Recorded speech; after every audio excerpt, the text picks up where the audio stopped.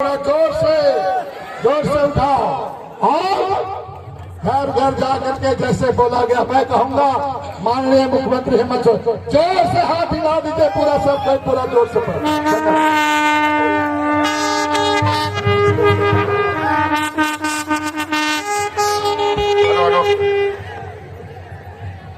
आज यहाँ उपस्थित सभी को झारखंडी जोहार जोहार जोहार।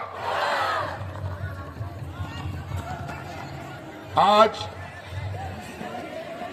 फिर से ये चुनाव का महापर्व हमारे बीच में है। अभी छठ का भी हुआ पर्व, दीपावली का भी पर्व हुआ। हम आदिवासियों का कहीं बहा कहीं सोहराय पर्व भी हुआ और ये चुनावी महापर्व भी। बट इन हमारे धर्मों के त्योहारों से कहीं लोकतंत्र का बड़ा ये त्योहार है और इस त्योहार में सभी मजहब, सभी समाज, सभी वर्ग के लोग बढ़ चढ़ के हिस्सा लेते हैं। और आज इस महापर्व में शामिल होने के लिए आप लोग तैयार है ना? चलिए, बहुत बढ़िया।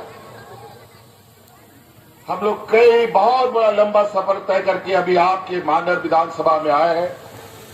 नेहा तिर्की जी के चुनाव प्रचार प्रसार कार्यक्रम में, और आज नेहा तिर्की जी को इंडिया गठबंधन ने सर्वसम्मति से आपके बीच में फिर से प्रत्याशी बनाने का निर्णय लिया और आपके बीच में है। और विगत कई वर्षों से बंधु तिर्की जी आपके मांडर विधानसभा के जन जन के नेता रहे और हमारे विपक्ष ने बड़ी सुनियोजित तरीके से षड्यंत्र रच करके इनको चुनाव लड़ने से रोक दिया। लेकिन हमारे विपक्ष को पता नहीं, इनको लगता है यहाँ के आदिवासी मूलवासियों को डराओ, धमकाओ, कोर्ट कचहरी कराओ, पुलिस कराओ, जेल में डालो तो ये घुटना टेक देंगे इनके पास और लड़ने का ताकत खत्म हो जाएगा। इनको पता नहीं है कि झारखंड के आदिवासियों के तर्कस में कभी तीर खत्म नहीं होता।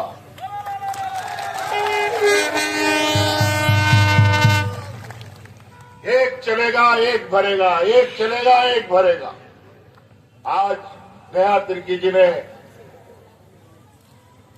मांडर विधानसभा का मोर्चा थामा है और जिस तरीके से विगत वर्षों तक ये आपके सेवा में रहे, उसके आधार पर आज फिर से इनको प्रत्याशी बनाकर हम लोगों ने यहां आपके बीच में खड़ा किया।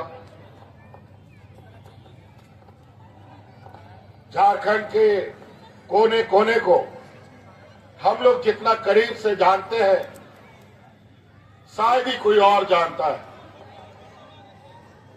आज हमारे विपक्ष में भारतीय जनता पार्टी एनडीए की जमात खड़ी है, जहां पूंजीपति व्यापारियों की एक बड़ी फौज खड़ी है और एक तरफ आदिवासी, दलित, पिछड़ा, अल्पसंख्यक समुदाय का लोग खड़ा है। जहां सदियों से हम अपने हक अधिकार की लड़ाई, अपने स्वाभिमान की लड़ाई लड़ते आए हैं। 2019 के पहले इस राज्य में डबल इंजन की सरकार और राज्य अलग होने के बाद सबसे अधिक भारतीय जनता पार्टी का यहां साम्राज्य। ऐसा इस राज्य की हालत बनाई कि इस राज्य में किसान आत्महत्या करने लगा, ऐसे स्थिति पैदा हुई कि लोग राशन कार्ड हाथ में लेकर के भाग भाग करते मरने लगा। राज तो हमारे आंदोलनकारियों ने लेकर के दिया, लेकिन बड़ा दुर्भाग्य की बात है, इस राज को चलाने का, दिशा देने का काम भारतीय जनता पार्टी और झारखंड विरोधी लोगों ने चलाना शुरू कर दिया। और इसी का पहला वार आप लोग देखिए, इस राज्य का पहला मुख्यमंत्री जिसने इस राज्य के ओबीसी समाज का 27% का आरक्षण काट करके 14% कर दिया था। और आज ओबीसी को आरक्षण बढ़ाने की बात करते हैं। पूछिए इन बेईमानों से कि अभी बढ़ाने का क्या बात करते हो, जब बढ़ा हुआ था उसको घटाया तुमने क्यों पहले? और ये लोग आज रोटी बेटी माटी की बात करते हैं, घुसपैठिए की बात करते हैं। ये कौन लोग हैं, कहां से आए हैं? पूछिए ये लोग। एक असम का मुख्यमंत्री 1 साल से झारखंड में घूम रहा है, ऐसा लगता है मानो झारखंड सरकार को गिराने का उसने सुपारी ले रखा हो, कभी इधर कभी उधर। यहां के आदिवासी, यहां के मूलवासी की हितों की बात करते हैं, रोटी माटी बेटी की बात करते हैं। क्या बात करेंगे ये बेटियों की? ये नॉर्थ ईस्ट डेवलपमेंट, ये नहीं, ये असम नॉर्थ ईस्ट का एक डेवलपमेंट अथॉरिटी है, काउंसिल अभी बना है, उसका चेयरमैन भी वही मुख्यमंत्री है। उससे पूछो कि असम में महिलाओं के साथ क्या होता है, वहां के आदिवासी महिलाओं के साथ क्या हो रहा है। क्यों नहीं बोलते तुम्हारे प्रधानमंत्री, क्यों नहीं बोलते तुम्हारे गृह मंत्री, क्यों नहीं बोलते तुम? और यहाँ के आदिवासियों की बात करते, क्या बात करेंगे ये आदिवासियों की बात? याद कीजिए, अब विगत लोकसभा चुनाव में गुजरात में बिल्किस बानो के साथ हुई घटना, जो सामूहिक बलात्कार उसके साथ हुआ, उन लोग को सुप्रीम कोर्ट ने जेल में डाल दिया। इन मेहमानों ने चुनाव में पेरोल पे बाहर करके उनसे वोट मंगवाने का काम किया। क्या बेटा बेटी की बात करेंगे ये? पूछिए इनसे। पंजाब में राम रहीम को जो बलात्कार के आरोप में जेल खट रहा था, उसको चुनाव में पेरोल करके बाहर निकाल दिया वोट मांगने के लिए। ये लोग बेटी का बात कहने का अधिकार रखते हैं क्या? और यही डबल इंजन है, जहां लोग भूख से दर्जनों मरे। मैं उसका गवाह हूं, क्योंकि मैं उनके घर गया था। और ये आज रोटी की बात करते हैं, खदेड़ो इनको यहां से। और माटी की बात करते हैं। आज देख लिए झारखंड में खदानों के नाम पर, उद्योगों के नाम पर कितने बड़े पैमाने पर यहाँ के आदिवासी मूलवासी विस्थापित हुए। और आज बोलता है कि विस्थापन आयोग बनाएंगे। तुम आओगे तब ना बनाओगे, हम लोगों ने तो बना लिया है, अब उसको सिर्फ लागू करना बाकी। अभी बोलता है 500 रुपया गैस का सिलेंडर देंगे। उसे पूछो आसाम में कितना मिलता है, उसे पूछो बिहार में कितना मिलता है गैस सिलेंडर, कितना में पूछो मध्य प्रदेश में कितना में गैस मिलता है। वहां क्यों 500 रुपया में नहीं मिलता है? यहां सिर्फ जुमला सुनाने आए हो, ठगने आए हो। ये लोग इतने सातिर, ये लोग को लगता है कि हम बड़ा आदमी हो गए हैं, पूंजीपति हो गए हैं, तो हम जो बोलेंगे वो ब्रह्मास्त्र होगा, वो लक्ष्मण लकीर हो जाएगा। और क्या कीजिएगा, दुर्भाग्य की बात है। उसका प्रधानमंत्री है तो बोलते हैं हम नॉन बायोलॉजिकल है। पता नहीं कहां से आया लोग, बड़ा विचित्र। कभी कभी बोलता है यूसीसी लागू करेंगे, एनआरसी लागू करेंगे। हमने कहा झारखंड में कोई यूसीसी एनआरसी चलेगा नहीं यहाँ चलेगा CNG चलेगा और देशा कानून चलेगा, दूसरा कुछ नहीं चलेगा। हमारे पास अपना सुरक्षा कवच है। हमारे इस सुरक्षा कवच के सामने तुम्हारा ये NRC UCC का कोई मतलब नहीं। आज खुद देख लो, NRC UCC करके बैठे हो आसाम में, क्या आज तक समाधान कर पाए? पूरा खुद ही अपने मुंह से कहते फिरते हमारे रास्ते से लोग आते हैं घुसपैठ में, तुम आने क्यों देते हो? ये लोग बड़े सुनियोजित तरीके से, ये लोग का मुंह किधर है सर किधर है पता ही नहीं चलता। ये दो मुआ सांप देखे ना, ये वही लोग है। 6 महीना इधर से खाता है, 6 महीना उधर से खाता है, बड़ा विचित्र है। इसीलिए साथी याद रखिएगा, आज हम लोग 5 साल में कोरोना जैसा चुनौती देखा, ऐसा महामारी जो ऐसे गरीब राज्यों के लिए एक अभिशाप होता है, जिसका आता ना पता और ना छोर, क्या दवा करेंगे क्या नहीं पता ही नहीं। ऐसे स्थिति में हमने इस राज्य को बचाया और इस राज्य को बचाने के लिए मुझे बहुत बड़ी कीमत चुकानी पड़ी है, बहुत बड़ी कीमत। आज हमारे बीच हाजी हुसैन अंसारी साहब नहीं बचे, आज भाई जगन्नाथ महतो नहीं बचे, क्योंकि ये कोरोना काल में भी जनता की सेवा में 24 घंटा रहते थे। तब जाके ये राज बचा। इनके राज में जाके पता कीजिए यूपी बिहार में ऐसे लोग मरते थे मानो जानवर मरता हो। मिट्टी खत्म, लकड़ी जलाने के लिए खत्म, दफन करने के लिए मिट्टी खत्म, ये हालत हो गया था। और कोरोना काल का वो दिन भी आप याद कीजिए जब हमारे भाई बंधु अलग अलग राज्यों में बैठे थे। इस देश का पहला ये नौजवान जो आपके सामने खड़ा है, अपने भाइयों को हवाई जहाज से ढो ढो करके आपके घर पहुंचाने का काम करता है। आज यहाँ गरीबी इतना है,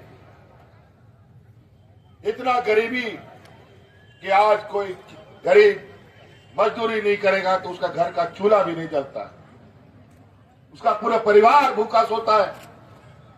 आज इस कोरोना काल में हम लोगों ने एक भी व्यक्ति को भूख से नहीं मरने दिया।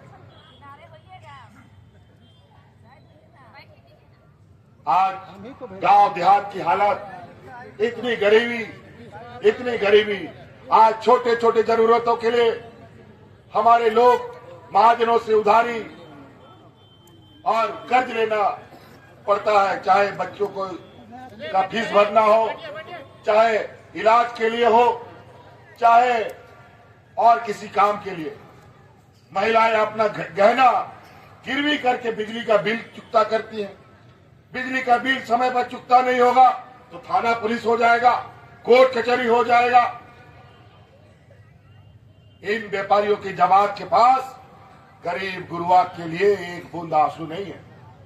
आज आपकी इस तकलीफ को देखकर, आपके इस बोझा को सरकार ने अपने कंधे पे लिया है। इस राज्य के हर गरीब का बिजली का बिल बकाया कर हम लोग माफ करेंगे। बिजली का बिल माफ हुआ कि नहीं? हो गया ना? सोचिए 2 लाख, 3 लाख, 1 लाख, 50,000, 60,000 एक झटके में। पहले बिजली तो आता नहीं था समय पर, लेकिन समय पर बिजली का बिल जरूर आता था। हम आपको आश्वस्त करेंगे अब 24 घंटा बिजली आएगा और बिजली का बिल कभी नहीं आएगा। ये हम आपको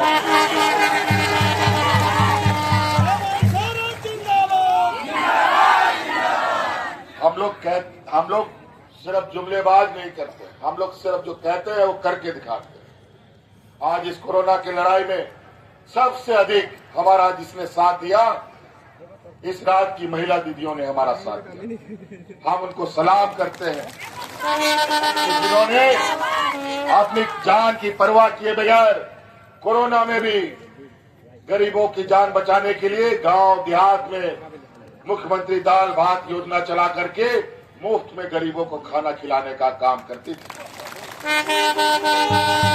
और उसी समय हमने यह संकल्प लिया, इस राज्य की महिलाओं को अपने पैरों पर प्राथमिकता के आधार पर पहले खड़ा करने का काम करेंगे। और इसके आधार पर हम लोगों ने मुख्यमंत्री मैया योजना लाया और आज लगभग 50 लाख से अधिक महिलाओं के खाते में 1,000 रुपया जा रहा है। आप लोग खाते में पैसा जा रहा है ना? चलिए, बहुत बढ़िया।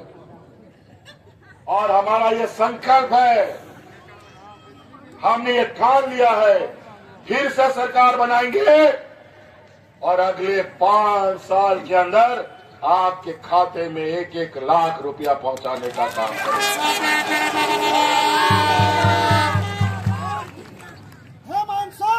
ये पहला कदम था, ये पहला कदम था 1,000 रुपया, और ये दूसरा कदम हमारा पड़ेगा। ये दिसंबर में हमने निर्णय ले लिया है, ये दिसंबर में जो 1,000 रुपया आपके खाते में जा रहा है, ये बढ़ करके 2,500 रुपया होने जा रहा है। कई ऐसी चीजें इनके पास गरीबों को राहत देने के लिए कोई योजना नहीं है, ना कोई पैसा है। महंगाई आसमान छू रहा है, गरीबों का कमर तोड़ रहा है, किसान आत्महत्या करने के लिए मजबूर है। इसके पास ना महिलाओं को सशक्तिकरण करने के लिए पैसा है, ना गरीबों किसानों का कर्ज माफ करने का पैसा है, लेकिन अमीर व्यापारी मित्रों का कर्जा माफ करने के लिए अरबों अरबों रुपया है। और आज मौसम जिस तरीके से बदल रहा है, किसान हमेशा परेशान होता है।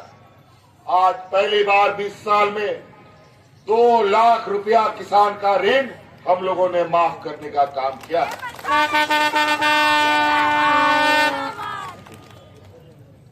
पहले गांव देहात में 1-2 लोग को, बूढ़ा बुजुर्ग लोग को पेंशन मिलता था, 1-2 महिला को विधवा पेंशन मिलता था, और एक आध दिव्यांग को पेंशन मिलता था। कोटा फिक्स था कि इतना 1000 से अधिक लोगों को पेंशन नहीं मिलेगा।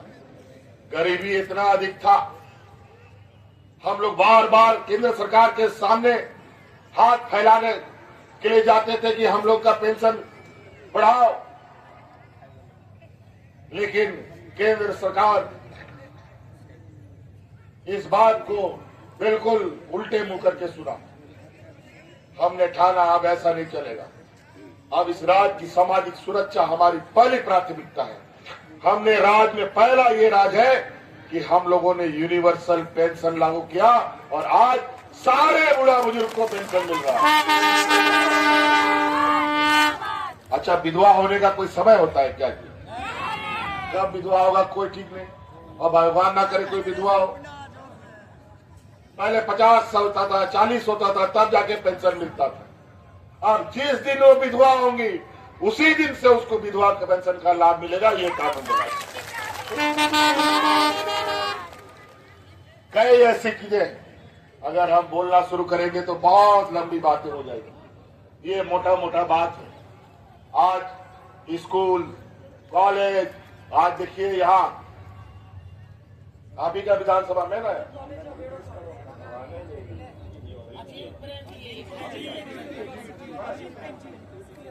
आप ही का यहाँ पर इटकी में देश का, दुनिया का सबसे नामी गिरामी आज व्यक्ति है। बहुत अमीर भी है लेकिन बहुत दयालु भी है। अजीम प्रेम जी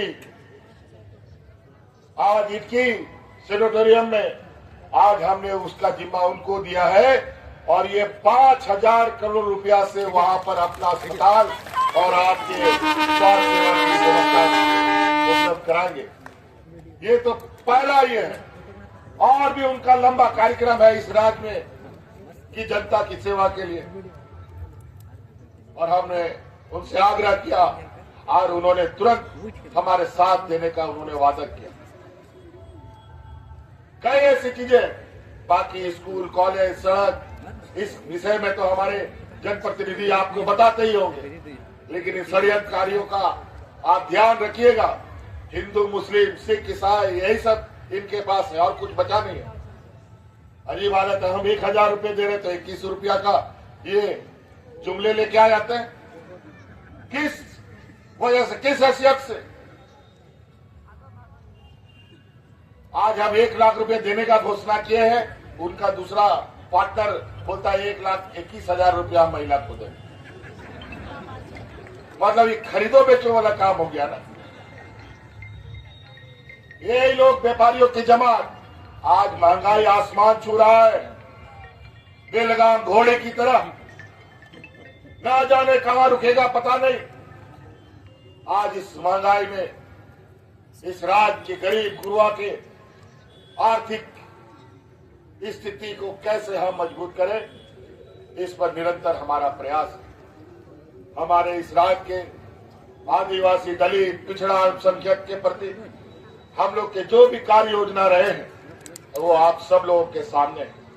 चाहे इस राज्य में मदरसा शिक्षकों के पेंशन की बात हो, चाहे वक्फ बोर्ड की बात हो, चाहे अल्पसंख्यक विद्यालयों में शिक्षक बहाली की बात हो, बहुत सारी ऐसी चीजें जो 2019 के पहले जहां का तहां खड़ा हुआ था, पता नहीं वो सभी दलदल से बाहर निकलेगा कि नहीं निकलेगा, लेकिन इन सब को हमने निकाला और इसके साथ अपना हक अधिकार यहाँ के आदिवासी मूलवासियों का, हम लोग का सरना धर्म कोड, हम लोग का ओबीसी को 27% का आरक्षण देना, कई ऐसे विषय, 32 आधारित खतियान बनाना, इन सभी चीजों पर ये कुंडली मार के बैठ जाते हैं। लेकिन कितना दिन बैठोगे? अगला सरकार बनाओ और अगली बार इन सब के साथ इस राज्य का 1,36,000 करोड़ भी खींच के लाएंगे अपने झारखंड में, अपने गांव इस वजह से साथियों, बातें बहुत है, इन्हीं बातों के हमारा 2 नंबर में महागठबंधन का हाथ छाप है। हाथ छाप को मजबूत कीजिए, इतना बटन दबाइए, इतना बटन दबाइए कि उसका टेक आवाज भारतीय जनता पार्टी और एनडीए का कान का पर्दा फाड़ दे, ऐसा वोट कीजिए। चलिए जिताइएगा ना, 200% जिताइएगा ना, बाकी का जमानत जब्त कीजिएगा ना। चलिए, बहुत बहुत धन्यवाद। जय हिंद, जय झारखंड, जय जोहार।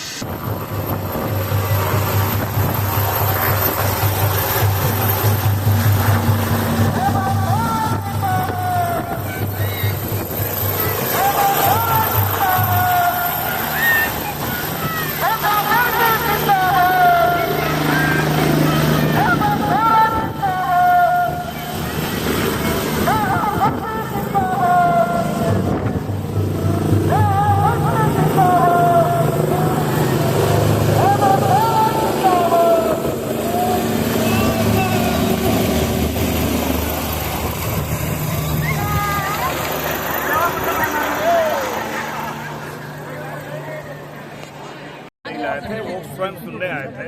और ये हम कह सकते हैं पुनः इस बार हेमंत सोरेन की सरकार, उनके नेतृत्व में गठबंधन की सरकार बनेगी। सबसे बड़ी बात है कि जो हमारे मुद्दे हैं, आपने देखा होगा हमारे जो मुद्दे जनता से जुड़े हुए मुद्दे हैं, और भारतीय जनता पार्टी के जो हमारे उनके शीर्षस्थ नेता हैं, चाहे मुख्यमंत्री जी हो चाहे प्रधानमंत्री जी हो, उनके शब्द क्या हो गए, बटोगे तो कटोगे। मैंने कहा यार खस्सी बेचने वाले आप मुख्यमंत्री हो, आप प्रधानमंत्री हो, आपके शब्द होने चाहिए यहाँ राज्य का विकास कैसे हो, बढ़ोगे तो आगे बढ़ोगे, हम एक रहेंगे, हम देश को आगे बढ़ाएंगे। लेकिन जब से आए हैं कहीं न कहीं वो जातीय और धार्मिक उन्माद फैलाने का प्रयास करते हैं। वो कहते हैं बांग्लादेश घुसपैठिया है। मैं कहता हूँ 56 इंच सीने की बात करने वाले प्रधानमंत्री जी वो जवाब दें। अगर आप प्रधानमंत्री हो, गृह मंत्री आपके पास है, रक्षा मंत्री आपके पास है, सीआरपीएफ आपके पास है, आपके बॉर्डर सिक्योरिटी फोर्स आपके पास है, तो क्या आप इतने नाकाम हो कि लोग घुसपैठिए आ जा रहे हैं? जवाब तो उनसे हमें पूछना चाहिए। एक दूसरी बात, हमने हमारे मुद्दे क्या है? अगर वो बार बार इस बात को कह रहे हैं कि रोटी बेटी माटी, मैं उनसे एक बात कहना चाहता हूँ। हमने रोटी की बात की, वो गाय की बात ले आते हैं। हमने अगर बेटी की हम बात करें, हम इनको मैया समान योजना दे रहे हैं, वो उसे उस पर PIL कर दे रहे हैं।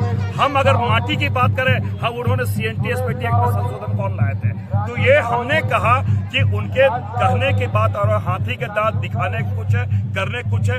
हम बहुत कॉन्फिडेंट हैं क्योंकि हमारे मुद्दे हैं। हम हर वर्गों के साथ हमने रिश्ते कायम किए हैं, चाहे अबुआ आवास योजना के माध्यम से हमने गरीबों से रिश्ते हमने कायम किया है, हमने अपने बुजुर्गों से रिश्ते कायम किया है, सर्वजन पेंशन योजना के माध्यम से हमने अपने बेटियों से रिश्ते हमने कायम किए हैं, उनके एक पारिवारिक संबंध जिसे कह सकते हैं हमने बनाए हैं, ये आपके मैया समान योजना के माध्यम से। तो इस प्रकार के हर योजनाओं के माध्यम से हमने एक रिश्ते कायम किया है। हमने किसानों से रिश्ते कायम किए हैं, उनके कृषि ऋण माफ करके। ये हमारे मुद्दे हैं, उनके मुद्दे। कल आपके क्षेत्र में राहुल गांधी जी गए थे, वो कह रहे थे कि आदिवासियों का विकास नहीं हुआ है। ये वनवासी कहते हैं आदिवासी, हम चाहते हैं कि आदिवासियों का निश्चित रूप से एक बहुत ही आदिवासी जो यहाँ के मूल निवासी है, और ये लगातार उनके पीछे एक मंशा है, वो उन्हें बनवासी करता है। ये बताएं, सबसे पहले बात हमारी अस्मिता, हमारे एग्जिस्टेंस पे वो सवाल करते हैं। एक बात मैं आपको बताऊं, मैं थोड़ी और पीछे में जाता हूँ। ये हमेशा कहीं न कहीं ये जातीयता फैलाने का, उन्माद फैलाने का वो बात करता है। मैं थोड़ा लोकसभा के पहले की बात में थोड़ा याद करा रहा हूँ। मुझे याद है कि जब ईद के वक्त जब वो तरावी पढ़ रहे थे तो गुजरात में किसने अटैक किया था, ये सबसे पहले ये बात पता है। आज जो यहाँ पे लगातार NRC और इसकी बात कर रहे हैं, लागू करने की बात है, तो ये एक कहीं न कहीं पोलराइज करने का प्रयास है। लेकिन जनता समझती है, लोगों को जानती है, और झारखंड में यहाँ सहिया संस्कृति है, यहाँ पर सब हम लोग एक हैं, इसलिए कोई उनका दाल यहाँ पे नहीं गलने वाला। 100% हम आश्वस्त है। और कल राहुल जी आए थे, उन्होंने बहुत स्पष्ट कहा, भारत जोड़ो यात्रा के माध्यम से संविधान बचाने की उन्होंने जो बातें की, उसके पीछे मंशा ये है कि अमन शांति यहाँ पे हो। अगर लाख रुपए का पलंग तो आप खरीद सकते हो, नींद कहाँ से खरीदोगे? इसलिए अमन और शांति जरूर। मैं आपसे आग्रह करता हूँ कि हमारे जो जोहार यूट्यूब चैनल है उसको सब्सक्राइब करें, ताकि हम लोग आप लोगों के बीच इसी तरह से वीडियो लाते रहें, हर एक जगह से जा करके, और हमारे चैनल को